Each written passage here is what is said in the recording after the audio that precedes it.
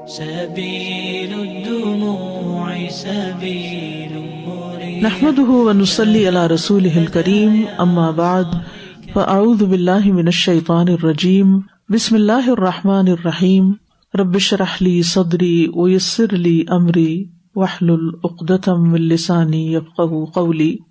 ایمان کی شاخیں یا ایمان کے شعبے، اس سے مراد وہ تمام اعمال، اخلاق، ظاہری اور باطنی احوال جو کسی دل میں ایمان کے آ جانے کے بعد اس کے نتیجے اور ثمرے کے طور پر پیدا ہونے چاہیے۔ جیسے ایک سرسبز درخت ہوتا ہے تو اس سے پتے اور پھول اور پھل نکلنا شروع ہو جاتے ہیں۔ آپ نے دیکھا ہوگا کہ جب خزاں آتی ہے تو پتے جھڑ بھی جاتے ہیں، لیکن اگر وہ درخت زندہ ہے تو دوبارہ اس میں سے پھل پھول نکلنے لگتے ہیں۔ اسی طرح بعض اوقات انسان کی کیفیات وہ نہیں ہوتی کہ جس میں انسان بہت اونچے درجے کا ایمان محسوس کرے اپنے اندر یا اس کی حلاوت، لیکن اگر اس کا ایمان ہے تو جو ہی اس کو پھر وہ ماحول ملے گا، موسم بدلے گا تو وہ سرسبز ہو جائے گا۔ تو جتنے بھی نیکی کے کام ہیں، جتنی بھی عبادات ہیں یا اچھے اخلاق ہیں یا صالح اعمال ہیں یا احوال ہیں، یہ سب ایمان کے شعبے ہیں، لیکن ان کے درجات مختلف ہیں۔ ایک حدیث میں ایمان کی 70 سے زائد شاخوں کا ذکر کیا گیا ہے۔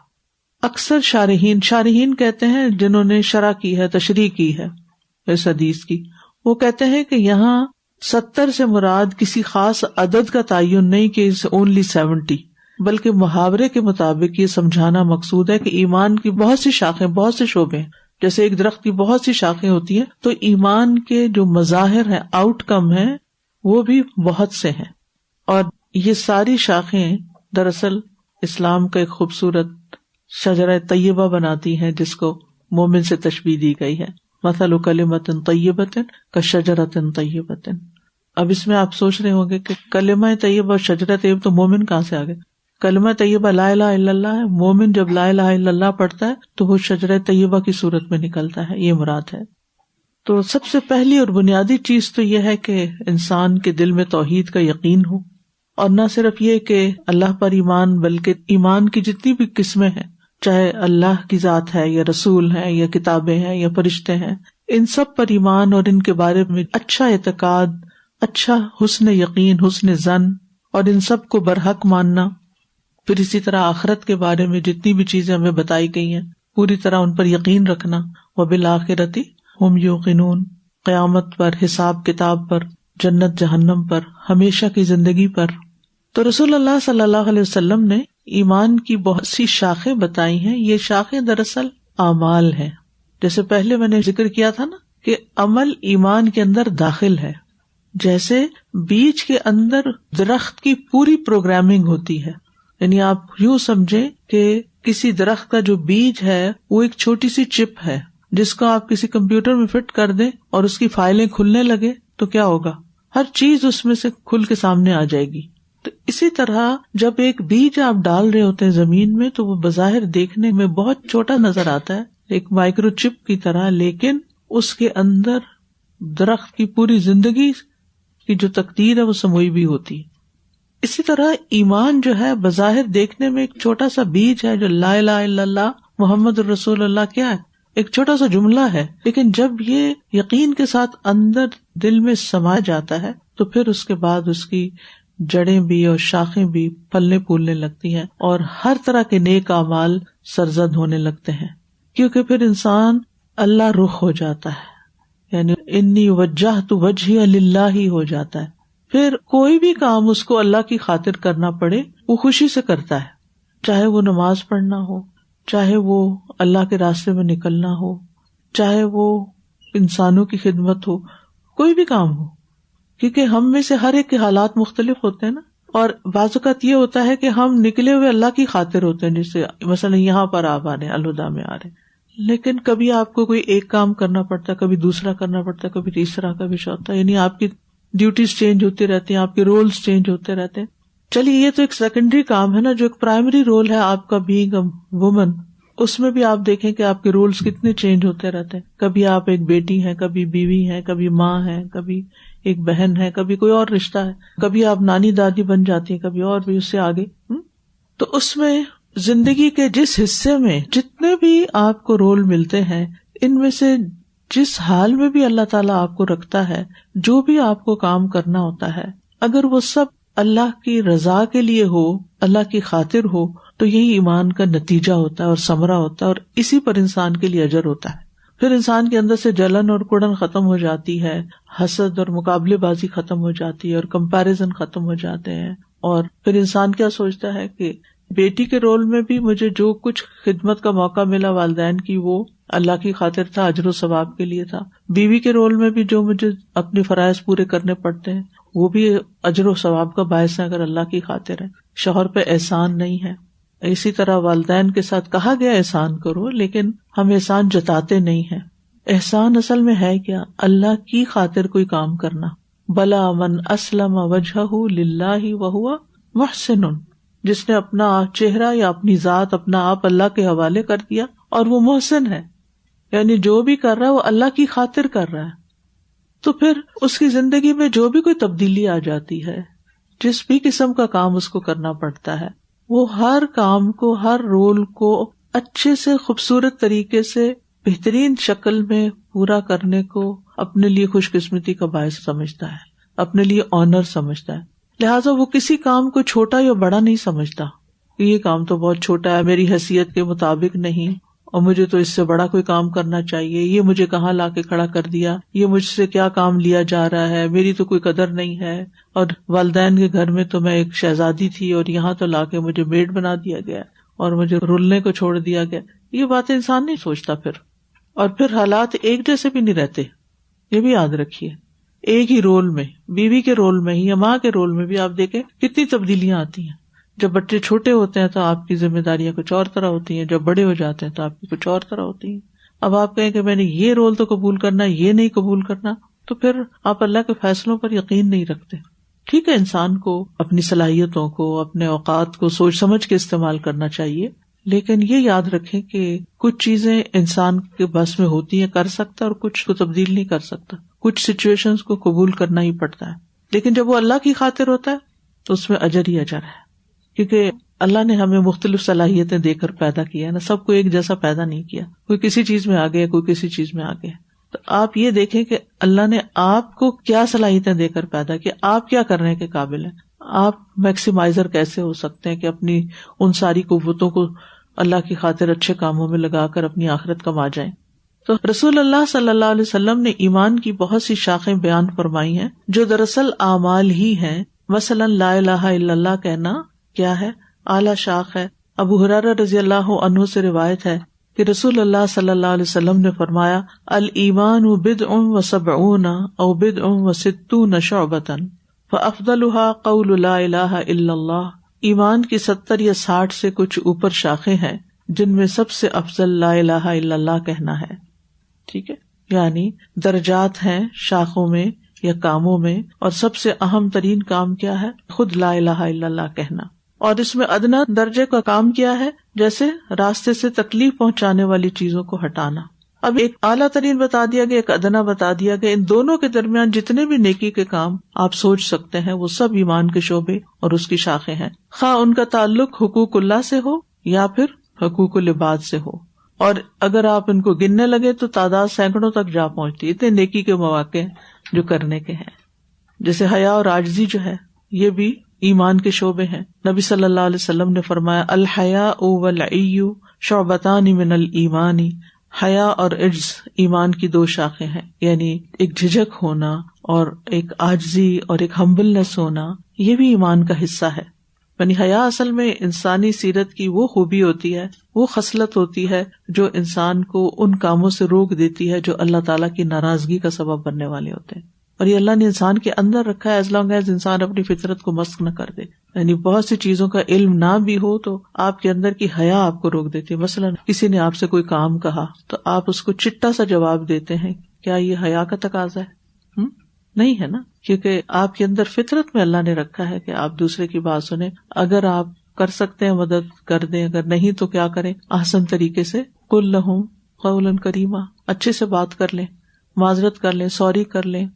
لیکن حیا کا تقاضا کیا ہے کہ انسان دوسرے کا لحاظ رکھے اور پھر ایک ہمبل انداز بھی ہو، کر سکے تو بہت اچھا، کر کے بھی کوئی تکبر نہ کرے کہ میں نے تم پر احسان کیا تھا. ایک وہ فرعون کا رویہ تھا، اس نے موسیٰ علیہ السلام کو احسان جتائے تھے. لیکن جو ایک مومن ہوتا ہے اس کے اندر جس کا واقعی ایمان جاگ رہا ہوتا ہے وہ ایسے حرکتیں نہیں کرتا، وہ سوچ بھی نہیں سکتا. یعنی حیا کی وجہ سے انسان اعلی اخلاق کا حامل ہو جاتا ہے اور برے اخلاق سے بچتا ہے. حیا ایمان سے ہے نا، حیا نہیں تو ایمان بھی کوئی نہیں. ایمان کمزور ہے تو حیا بھی کمزور ہے، حیا کمزور ہے تو اخلاق ہی کمزور ہے. اخلاق کے بھی اعلیٰ درجے پر نہیں، نچلے سے بھی نچلے پر ہیں. تو اہل ایمان کی نفسیاتی اور روحانی تربیت کے لیے خاص طور پر یہ حیا رکھا گیا ہے اور اس پہ بڑا زور دیا گیا ہے. وہ آتا ہے نا کہ اذا فاتک الحیاء فافعل ما شئت، جب تم سے حیا چلا جائے جو مرضی کرو پھر.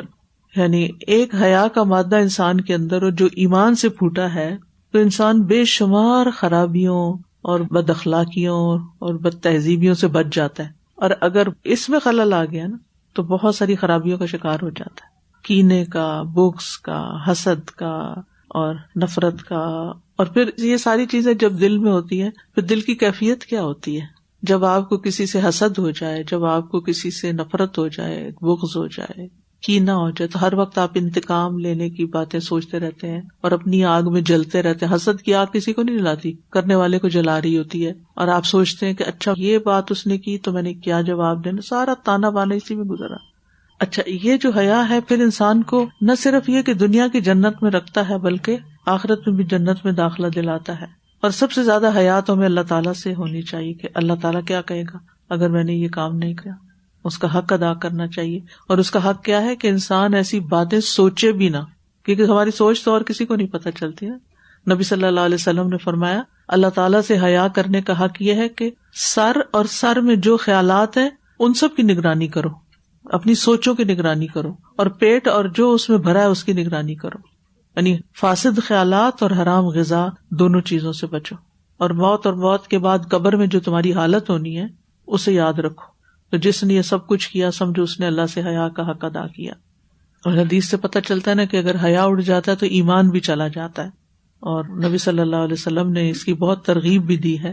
اور بنیادی طور پر یہ ہے کہ حیا کا اپوزٹ فحش ہے نا. جب انسان میں حیا نہیں ہوتا نا تو پھر فحش کلام ہو جاتا ہے، بےہودہ باتوں پہ اتر آتا ہے، بےہودہ اخلاق پہ اتر آتا ہے، اور وہ سب اس کو برا بنا رہے ہوتے ہیں نا. اس کا تاثر اچھا نہیں ہوتا اس کے بڑوں کے سامنے، اس کے چھوٹوں کے سامنے، اس کے برابر والوں کے سامنے. نبی صلی اللہ علیہ وسلم نے فرمایا فحش جس چیز میں بھی ہوگا اس میں بدصورتی پیدا کر دے گا. فحش جس چیز میں بھی ہوگا، یعنی فحش سے مراد صرف گالیاں نہیں ہوتی، فحش سے مراد کوئی بدصورت بات، یعنی بد اخلاقی کی بات. اور حیا جس چیز میں اسے خوبصورت بنا دیتی ہے، اور اسی سے پاکیزہ زندگی انسان کو نصیب ہوتی ہے. اور حیا میں حیات بھی ہے، یعنی انسان کے لیے زندگی ہے اور خیر اور بھلائی ہے. اور یہ ہمارے دین کی امتیازی علامت ہے. یعنی اس سے آپ کے دیندار ہونے کا پتہ چلتا ہے کہ آپ ایک مسلمان اور دیندار، اور خاص طور پر جو لوگ دین کا کام کر رہے ہوں، جو دین کی خدمت کا کام کر رہے ہوں، ان کو کتنا باحیا ہونے کی ضرورت ہے. یعنی ایک شیخ کی میں سن رہی تھی ایک اسپیچ، تو وہ کہتے ہیں کہ ایک دفعہ میں کہیں لیکچر دینے کے لیے گیا تو کوئی 500-600 خواتین تھی جس میں مسلم بھی نان مسلمس بھی. تو سوال جواب کا ٹائم ہے تو ایک بچی کہنے لگی، شاید نان مسلم تھی، تو کہنے لگی کہ یہ عورتوں کے ساتھ اسلام نے کتنا ظلم کیا ہے کہ ان کو کنفائن کر دیا ہے اور مخصوص لباس پہننے کے لیے کہا ہے اور اس کو بہت سی چیزوں سے منع کر دیا گیا اور یہ ڈسکریمنیشن وغیرہ وغیرہ. تو کہتے ہیں کہ ابھی میں جواب دینے ہی لگا تھا تو ایک اور بچی نے ہاتھ کھڑا کیا کہ شیخ اگر آپ اجازت دیں تو میں اس کا جواب دیتی ہوں. تو اس نے کہا کہ میرے بالکل یہی خیالات تھے جو انہوں نے کہے ہیں کہ جو بھی اسلام پر اعتراض ہوتے ہیں عورت کے حوالے سے. تو کہتے ہیں کہ میں کسی یونیورسٹی میں پڑھتی تھی تو ہاسٹل میں تھی اور میرے روم میٹ جو تھی وہ ایک مسلمان لڑکی تھی، اور وہ نہ صرف یہ کہ اپنا حجاب کرتی تھی بلکہ اپنی نماز روزہ، اپنا عبادت اور اخلاق اس کا اتنا اچھا تھا. یعنی میں اس کے ساتھ روڈ ہوتی تھی لیکن وہ جواب میں ہمیشہ اچھا سلوک کرتی تھی اور میری کیئر کرتی، میرا خیال رکھتی. اور اس نے کبھی مجھے ایک لفظ بھی تبلیغ نہیں کی تھی، کچھ نہیں کبھی کہا تھا.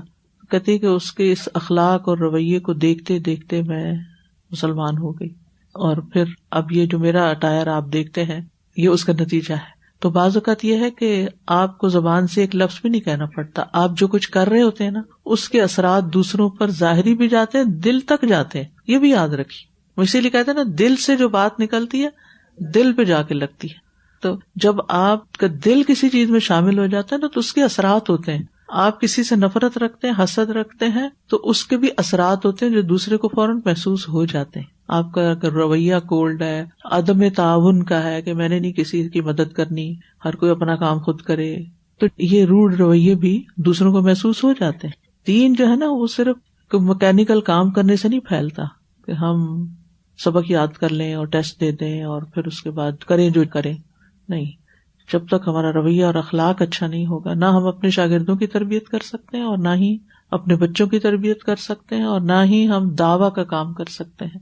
مسلمانوں کا دعویٰ کیوں کمزور ہے؟ کیونکہ بنیادی اخلاق کی کمی ہے نا, ہیلپنگ نہیں ہے, آگے بڑھ کے مدد کرنے والے نہیں ہیں. ہم سمجھتے ہیں کہ کسی کو قرآن کی کاپی دے دیں گے تو دعویٰ ہو جائے گا. ٹھیک ہے, وہ بھی ایک طریقہ ہے, دے دیں, وہ بھی ایک کائنڈ جیسچر ہے آپ کا کہ آپ کسی کے لیے اپنا مال خرچ کر کے اس کو کچھ دے رہے ہیں, لیکن دس از ناٹ انف. اگر آپ جس چیز میں پیش کر رہے ہیں اگر وہی گندی ہے تو چاہے وہ سونے جیسی چیز اندر رکھی ہوئی ہے اس کی ویلیو وہ نہیں ہوگی. اسی لیے آپ دیکھیں کہ لوگ ریپرز پہ اور پیکنگ پہ کتنا زیادہ خرچ کر دیتے ہیں. بعض اوقات اتنی کی چیز نہیں ہوتی جتنا اس کی ظاہریت پہ جا رہے ہوتے ہیں. تو یہ ساری چیزیں میٹر کرتی ہیں اور یہ سب ایمان سے تعلق رکھتی ہے. اصل بات یہ کہ ان کی جڑ نیچے ہے. یہ جو اوپر نظر آ رہا ہے نا جیسچر آپ کا اور رویہ اور آپ کا آؤٹ لک, اس کا تعلق چاہے آپ کا لباس ہو, چاہے آپ کی گفتگو ہو, چاہے آپ کے دیکھنے کا انداز ہو, چاہے آپ کے معاملات ہوں, ان سب کا تعلق آپ کے ایمان سے ہے. تو کسی دھوکے میں نہ رہے انسان, یہ سب کچھ کرتے ہوئے دھوکے میں نہ رہے کہ میرا ایمان بڑا مضبوط ہے اور میں نماز تسبیح ہر وقت کرتے رہتی. وہ پھر بہت سے لوگ نمازیں بھی پڑھتے ہیں, تہجد تک پڑھتے ہیں, لیکن دل کے سخت اور انتہائی کنجوس اور بد اخلاق لوگ ہوتے ہیں. تو صرف ظاہری اعمال کچھ نہیں ہے جب تک کہ ان کا کنیکشن دل کے ساتھ نہیں جڑا ہوا. اور جیسے حدیث میں آتا ہے نا کہ صحابہ نے پوچھا کیا حیا کا تعلق دین سے ہے, تو آپ نے فرمایا حیا تو دین ہی کا نام ہے, یعنی الدین کلو. اور جتنا زیادہ ایمان ہوگا اتنی حیا زیادہ ہوگی, اور پھر انسان کو اللہ تعالیٰ سے حیا ہوگی تو گناہ کرنے سے شرم آئے گی, اور پھر ایسے لباس پہننے سے بھی شرم آئے گی کہ جس سے منع کیا گیا, ایسی گفتگو کرنے سے شرم آئے گی جس کو ناپسند کیا گیا. تو بہرحال اگر ایمان کی مضبوطی کرنا چاہتے ہیں تو پھر حیا مضبوط کرنی ہوگی, انٹر ریلیٹڈ ہے نا آپس میں.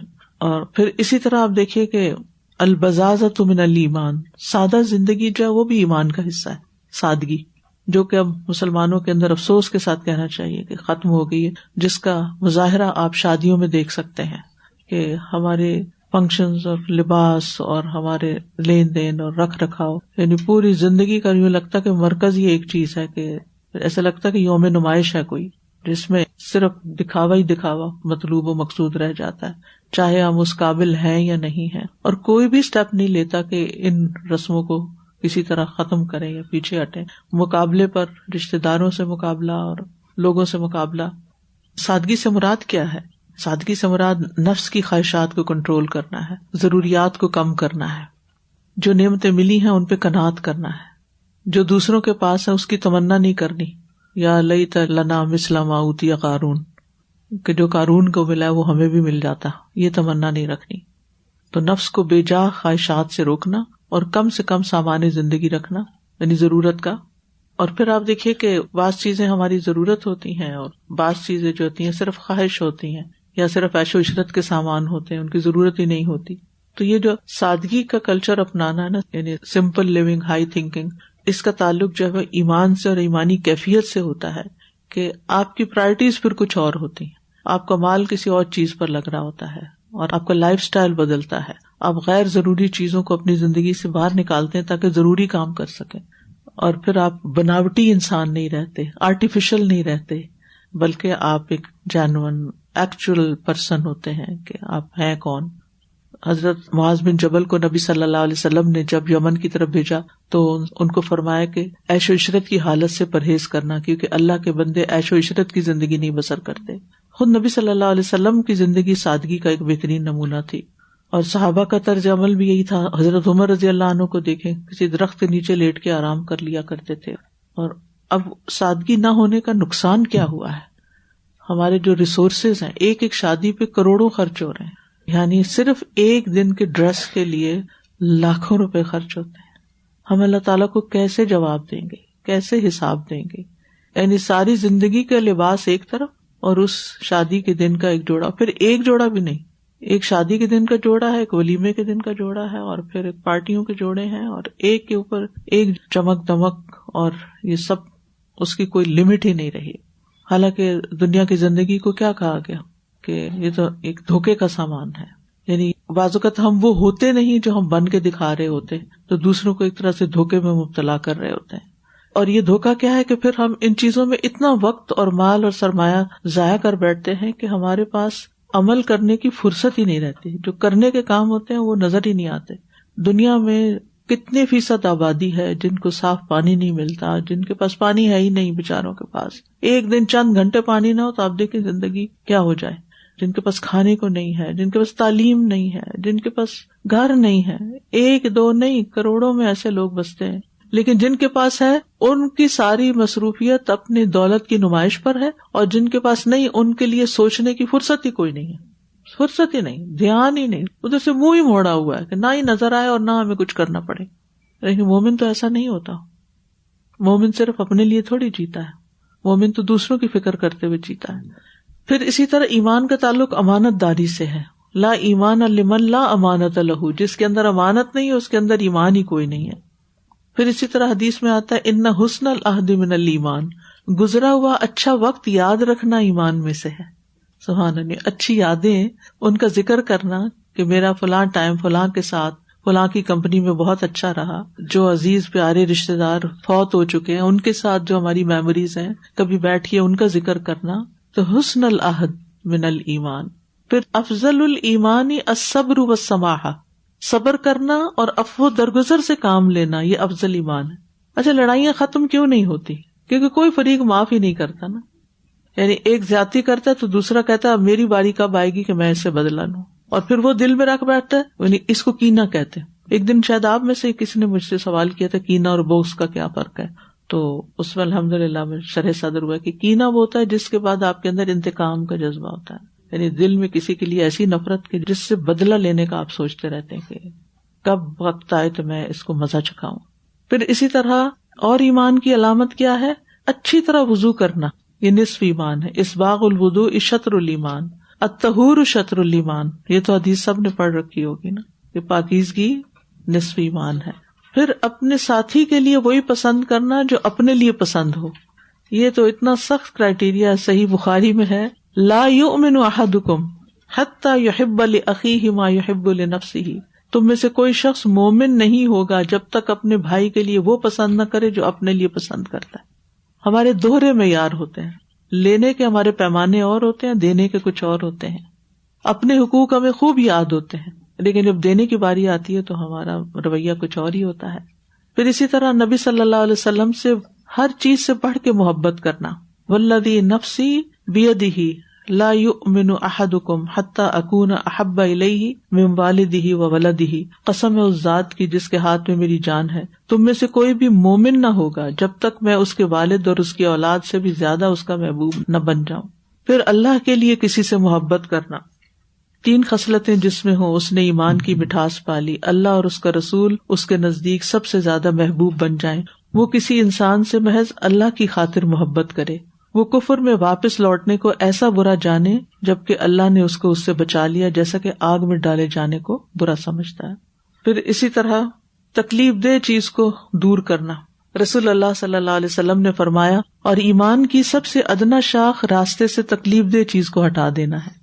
یہ بھی ایمان کا حصہ ہے کہ آپ جا رہے ہیں، آپ کو دوسروں کی تکلیف کا احساس ہوتا ہے. وہ ایک شخص جس نے ایک درخت شاید کاٹا تھا کہ لوگوں کے رستے میں آتا ہے، اس کی وجہ سے وہ جنت میں ٹہلتا ہوا دیکھا گیا. نیکی اللہ تعالیٰ کو پسند آ گئی اس کی. تو یہ سارے کرنے کے کام ہیں ایمان کو اسٹرینتھن کرنے کے لیے اور ایمان کا اظہار کرنے کے لیے. اور پھر یہ ہے کہ دل کے اندر محبتیں بھی ہوتی ہیں تو اپنی محبتوں کو بھی چینلائز کرنا کہ کس کس چیز سے محبت کرنی چاہیے اور کس چیز سے محبت نہیں کرنی چاہیے. کچھ لوگ سیلف سینٹرڈ ہوتے ہیں، انہیں صرف اپنے آپ سے محبت ہوتی ہے، اپنے علاوہ کسی چیز سے نہیں ہوتی. اپنے خول سے بھی باہر نکلنا چاہیے. ہم بڑے فخر سے کہتے ہیں کہ میں بہت سینسیٹیو ہوں. بھائی کیوں سینسیٹیو ہیں آپ اتنے؟ کس نے کہا آپ اتنے سینسیٹیو ہو؟ یہ عیب ہے، یہ ویکنیس ہے، یہ کمزوری ہے. مومن تو مضبوط ہوتا ہے. یہ عذر ہر وقت تراشتے رہنا میں سینسیٹیو ہوں، بھلے ہوں پھر آپ بھگتے اپنے آپ کو. کس کا نقصان کر رہے ہیں اتنے سینسیٹیو بن کے. پھر کچھ لوگ اپنے بچوں کے بارے میں بڑے سینسیٹیو ہوتے ہیں، ان کو کوئی کچھ کہہ نہ دے، حتیٰ کہ ہسبینڈ بھی اگر کچھ کہہ دے تو اس سے بھی لڑائی شروع کر دیتے ہیں. اتنے پوزیسو ہوتے ہیں کہ بس کوئی ان کی طرف ٹیڑھی آنکھ سے بھی نہ دیکھے، ان کو کچھ کرنے نہیں دیتے، ان کو اپنے پاؤں پہ کھڑے نہیں ہونے دیتے، اوور پروٹیکٹیو. تو ان ساری محبتوں کو چینلائز کریں. آپ دیکھیں کہ کون سی محبت آپ کو کمزور کیے ہوئے ہے کہ جس کی وجہ سے آپ کچھ اور کر نہیں پا رہے. اب بعض اوقات گھروں کی محبت، کچھ خواتین گھروں سے اتنی محبت کرتی ہیں تو سورۃ توبہ میں اس کا جواب آ گیا نا، وَمَسَاكِنَ تَرْضَوْنَهَا أَحَبَّ إِلَيْكُم مِّنَ اللَّهِ وَرَسُولِهِ وَجِهَادٍ فِي سَبِيلِهِ. اگر وہ تمہارے گھر جنہیں تم بہت پسند کرتے ہو تمہیں زیادہ محبوب ہیں اللہ سے اور اس کے رسول سے اور اس کے راستے میں جہاد کرنے سے، تو پھر انتظار کرو حتیٰ کہ اللہ اپنا فیصلہ لے آئے.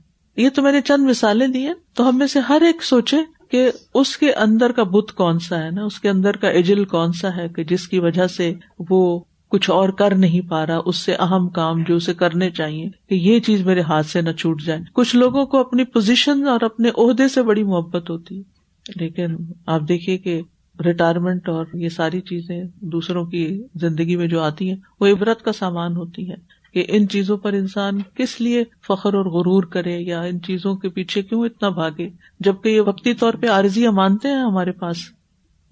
ٹھیک ہے اپنے کام سے محبت ہونی چاہیے، لیکن کوئی بھی ایسی محبت جو ہمیں اللہ اور اس کے رسول اور دین کے کام سے بڑھ جائے اور ان چیزوں سے روک دے، اللہ کی عبادت کرنے سے، رسول صلی اللہ علیہ وسلم کی سنت کی پیروی کرنے سے یا پھر دین کی خدمت کرنے سے جو چیز رکاوٹ بننے لگے، سمجھے کہ وہ ہمارے لیے ایک اجل، یعنی وہ جو بچڑا بنی اسرائیل کا تھا نا، وہ اشربوا فی قلوبہم الاجل، وہ اجل بن گیا ہے. تو کرنے کے کام کیا ہے کہ ہم اپنے محبتوں کا جائزہ لیں، اپنے دل کی کیفیات کا جائزہ لیتے رہیں، اپنی خواہشات کو پرکھیں، کس کس چیز کی خواہش ہے میرے دل میں. اگر کوئی آپ سے اچانک سوال کرے کہ آپ اپنی نمبر 1 خواہش بتائیں تو کیا بتائیں گے آپ؟ اچھا بعض اوقات تو ہم بکھلائی جائیں گے، یعنی ہمیں خود بھی نہیں پتا ہوتا، ہم کئی خواہشوں میں جکڑے ہوئے ہوتے ہیں لیکن خود بھی پتا نہیں ہوتا. تو خواہش وہ قوت ہوتی ہے نا کہ جس کے پیچھے لگ جاتا ہے انسان، پھر ایسے چین سے بیٹھنے نہیں دیتی انسان کو، اس کے لیے ہر وقت سوچنا شروع کر دیتا ہے. تو وہ کون سی سوچ ہے کہ وہ کون سا خیال ہے جو بار بار آپ کے دل میں آتا ہے، اس کو بھی انالائز کریں، یعنی کس چیز کے بارے میں آپ بہت زیادہ سوچتے ہیں. اسی طرح کرنے کے کام میں یہ کہ جو بھی کریں اللہ کی خاطر کریں. پھر یہ ہے کہ ایمان کا ایک تقاضا خشیت الہی بھی ہوتا ہے، اللہ کا خوف ہو، گناہ کے بعد ندامت ہو، توبہ کی کثرت ہو. وہ حدیث میں آتا ہے نا، خوشخبری ہے اس شخص کے لیے جو اپنے اعمال نامے میں استغفار کی کثرت پائے. یعنی قیامت کے دن جب ہم دیکھیں گے اعمال نامہ تو اس میں استغفار کتنا ہے، روز کتنی دفعہ کرتے ہیں، کب کرتے ہیں، کیا بار بار پلٹتے ہیں یا بس. پھر اسی طرح نعمتوں کا شکر ادا کرنا، یہ بھی ایمان کا حصہ ہے. اور شکر کیسے ادا کرنا؟ مثلاً اللہ نے مال دیا ہے تو کیا کرے، شکر کیسے ادا کرے گا؟ سب سے پہلے زکوٰۃ دے گا. کچھ لوگ صدقہ خیرات کرتے رہتے ہیں، زکوٰۃ کا نام نہیں لیتے. ٹھیک ہے، اللہ نے اچھی صحت دی ہے تو کیا کرے، نماز اچھے سے پڑھے. سب سے پہلے تو نماز کے ارکان، قیام، رکوع، سجدہ، ہر چیز، کیونکہ کچھ لوگوں کو نماز کا صرف آدھا ثواب ملتا ہے، کچھ کو صرف 9واں حصہ ملتا ہے، کچھ کو 10واں حصہ ملتا ہے. تو اپنی نمازوں کو درست کریں. پھر اسی طرح یہ ہے کہ شکر کی بات ہو رہی تھی، مثلاً عید الفطر ہے تو کیسے شکر ادا کریں؟ جواب کیوں نہیں؟ جواب ہونا چاہیے. آپ تو ابھی شکر کرنے والے تھے. فطرانہ دے، یس. جس نے فطرانہ نہیں دیا نا اس نے عید کا شکر ادا نہیں کیا، اس خوشی کا. ٹھیک ہے، اچھا. اور اگر بقرہ عید ہو تو پھر کیا کریں؟ اب جواب آ گیا. یہ سوچنے کا طریقہ ہے. ٹھیک ہے، ہم نا شکر کو بیٹھے شکر شکر شکر، بس اللہ تیرا شکر ہے، ہم بڑے شکر گزار ہیں. نہیں، ہم اپنے اعمال پہ نظر ڈالیں کہ ہم نے واقعی شکر ادا کیا ہے، وہ کام کیا ہے جو اس موقع کے مطابق تھا. اچھا اولاد ملی ہے تو اب کیا کریں؟ عقیقہ کریں. جس نے عقیقہ نہیں نہ کیا اس نے شکر کوئی نہیں ادا کیا. ٹھیک ہے، یعنی صرف یہ کہ خوش ہونا اسے دیکھ دے کے اللہ تیرا شکر ہے تو نے بیٹا دیا، یہ کافی نہیں ہے. ٹھیک ہے، وہ شکر کا صرف 1% ہے، یعنی ایک حصہ ہے. جو اللہ نے دیا ہے نا اس کے بعد جو تمہاری ذمہ داری ہے نا وہ پوری کرو، تب سمجھیں گے کہ تم نے واقعی شکر ادا کیا. اسی طرح اگر نکاح کیا ہے تو کیا شکر ادا کرے، مہر دے، ولیمہ کریں. ٹھیک ہے، کہنے کا مطلب یہ ہے کہ دین کے جتنے بھی احکامات ہیں ان کو اپنے وقت پر ادا کرنا، جس موقع کی مناسبت سے وہ. اب آپ دیکھیے کہ لوگ مال آ جاتا ہے، زکوٰۃ نہیں دیتے، حج بھی نہیں کرتے، حج کے بارے میں سوچتے بھی نہیں ہے کہ ان کے اوپر فرض ہو چکا ہے، انہوں نے کرنا ہے، یہ شکر ادا کرنا ہے، نہیں. پھر اسی طرح جس موقع پر کوئی چیز آپ کو ملی ہے تو فوراً سوچے اس موقع کے لحاظ سے میرے کرنے کا کام کیا ہے. اچھا، آپ کو قرآن کی نعمت ملی ہے، اب اس کا شکر کیسے ادا کرنا ہے؟ اس پر عمل بھی کرنا، پڑھتے بھی رہنا اور اس کو آگے بڑھانا. جی ہاں، ٹھیک ہے. اچھا، اسی طرح صبر بھی ایمان کا حصہ ہے نا، ٹھیک ہے نا، ایمان کی شاخ ہے. شاخوں کی باتیں ہو رہی ہیں نا، پڑھنے کو میں ساری حدیثیں آپ کو پڑھ کے سنا دوں، لیکن عملی زندگی سے ریلیٹ کرنا بہت ضروری ہے، کیونکہ اگر وہ چیز ہمارے عمل میں نہیں آتی تو پھر وہ عقیدہ صرف ایک علمی سبجیکٹ کے طور پر ہی ہم پڑھتے ہیں. اس کا تعلق ہماری عمل سے ہے، کیونکہ ایمان میں عمل داخل ہے. ٹھیک ہے. پھر اللہ کی تقدیر پہ صبر کرنا. کچھ چیزیں ہم اپنی زندگی میں دیکھنا چاہتے ہیں، وہ نہیں ہوتی، صبر. کچھ چیزیں ہم نہیں دیکھنا چاہتے، ہو جاتی، صبر. تو اللہ پر بھروسہ، اللہ کی رضا پہ راضی، اور لوگوں کو ان کے مقام پر رکھنا، یہ بھی صبر کا تقاضا کرتا ہے. ٹھیک ہے. اب مثلا ایک ہسبینڈ ہے، آپ کے حقوق پوری طرح نہیں دیتا، لیکن اللہ نے اس کو آپ کا ہسبینڈ بنا دیا ہے نا، اب اس کو ہسبینڈ سمجھ کر اس کو عزت دینا، اس کو رسپیکٹ دینا، یہ بھی صبر ہے نا. صبر ہوگا تو آپ یہ کام کریں گے. اسی طرح بچہ، اگر بیمار بچہ پیدا ہو گیا ہے تو اس پر صبر ہے، تقدیر کا ایک حصہ ہے.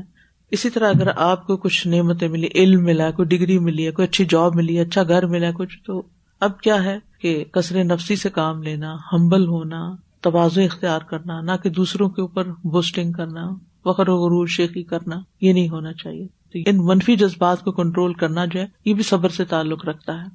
تو یہ ہے کہ ایمان کی جو شاخیں ہیں ان پر عمل کر کے اپنا جو اسلام ہے اور ایمان ہے اس کی تکمیل کرنی چاہیے. ہمیں لا الہ الا اللہ کو دہراتے رہنا چاہیے، قرآن کا علم حاصل کرنا چاہیے، اور اللہ سبحانہ وتعالیٰ کی طرف ہر معاملے میں رجوع کرنا چاہیے. غلطی ہو جائے جو کہ ہوتی ہے ہم میں سے ہر ایک سے، اس پر توبہ استغفار کرے، اور انسانوں سے بھی سوری کر لے کہ میری وجہ سے آپ کو تکلیف پہنچی. کسی کو انتظار کراتے رہے، وعدہ کر کے تو پورا ہی نہیں کیا، کوئی کمٹمنٹ کر کے نبھائی نہیں، تو اس میں پہ سوری کرنا، دوسرے کے ساتھ اس کا ذکر کرنا. پھر اسی طرح صدقہ خیرات کا اہتمام کرتا رہے انسان، پھر سخاوت اور ضیافت کرتا رہے. پھر اسی طرح رمضان آ گیا تو اس سے متعلق جو عبادات ہیں، چاہے اعتکاف ہے، چاہے شب قدر ہے، وغیرہ وغیرہ. پھر اسی طرح بدعات سے بچنا، حرام کاموں سے بچنا، لوگوں کے حقوق پورے کرنا، مرنے کے بعد میک شور کرنا کہ ہماری وراثت شریعت کے مطابق تقسیم ہو، اس میں کسی کا حق نہ مارنا. پھر اپنے سے جو چھوٹے ہیں ان کے ساتھ شفقت کا سلوک کرنا، لوگوں کے درمیان لڑائی جھگڑے ختم کروا دینا، اچھی باتوں کی نصیحت کرنا، بری باتوں سے روکنا، امر بالمعروف نہی عن المنکر. پھر اسی طرح حلال کمائی کا اہتمام کرنا، حرام سے بچنا، دولت کو اچھے کاموں میں لگانا، اپنے لیے صدقہ جاریہ بنانا. پھر اسی طرح لوگوں کو تکلیف نہ پہنچانا، نہ انٹینشنلی اور نہ ان انٹینشنلی. اگر کسی کو پہنچ جائے تو اس سے معافی مانگ لینا، سوری کر لینا. لوگوں کے راستے میں رکاوٹ نہ ڈالنا. آپ دیکھیں ایمان کا حصہ ہے راستے سے تکلیف دہ چیز ہٹانا. ہم سمجھتے ہیں کہ وہ جا رہے ہوں گے نا تو کوئی پتھر آ گئے تو میں اس کو ہٹا دوں گی تو میں نے ایمان مکمل کر لیا. نہیں، بعض اوقات ہم لوگوں کے کاموں میں روڑا اٹکاتے ہیں، اور ورک پلیس پر اس کا کس قدر لوگوں کو تجربہ ہوتا ہے نا کہ آپ بعض اوقات کام کرنا چاہتے ہیں. آپ دیکھیں کہ بیک ہوم ہمارے ملک کا حال کیا ہے. ایسا نہیں کہ سارے لیڈر کرپٹ ہوتے ہیں، کچھ سنسیئر ہوتے ہیں اور وہ کچھ کرنا چاہتے ہیں لیکن وہ کرنے نہیں دیا جاتا. اگر کوئی آنےسٹ آفیسر ہے تو اس کو آنےسٹ رہنے نہیں دینا چاہتے، اس کو کام نہیں کرنے دیتے. تو یہ بھی اذیت کی ایک بہت بڑی شکل ہے. ان چیزوں کو بھی ہٹانا چاہیے. اور پھر اسی طرح یہ ہے کہ یہ نہیں سوچنا چاہیے کہ یہ تو میں کر سکتا ہوں کام اور یہ نہیں کر سکتا. نیت سب نیکیوں کی رکھنی چاہیے اور سب برائیوں سے بچنا چاہیے. اور ہم دیکھتے ہیں کہ جتنا جس کے اندر عمل زیادہ ہوگا اتنا ہی اس کا ایمان میں درجہ زیادہ ہوگا. کچھ لوگوں نے بڑی مشکل حالات میں اپنے دین کو قائم رکھا ہے، لیکن شاید یہ سارے اعمال ان کی زندگی میں نہ ہو، لیکن صرف لا الہ الا اللہ کو تھام لینا ہی ان کے لیے بہت بڑی مشکل تھی. مثلا حضرت بلال، حضرت سمیہ، حضرت آسیہ. آج صبح بھی میں اس بات پہ غور کر رہی تھی حضرت آسیہ کی زندگی پر. ہمیں سے اکثر عورتوں کو یہ شکایت ہوتی ہے ہمارا شوہر نہیں اچھا. حضرت آسیہ سارے اپنے معاشرے اور ٹرینڈز اور طریقہ کار ان سب سے ہٹ کر ایک اور ہی لائن پر چل پڑی تھی، اور وہ ایمان کی راہ تھی. آڈز میں سے تھی نا، معاشرے کی رو میں نہیں بہی. دنیا میں ہر نعمت تھی ان کے پاس، لیکن ان کی نظر میں کچھ نہیں تھی. وہ انہیں آخرت میں اللہ کے قریب گھر چاہیے تھا. رب ابن لی عندک بیتا فی الجنہ.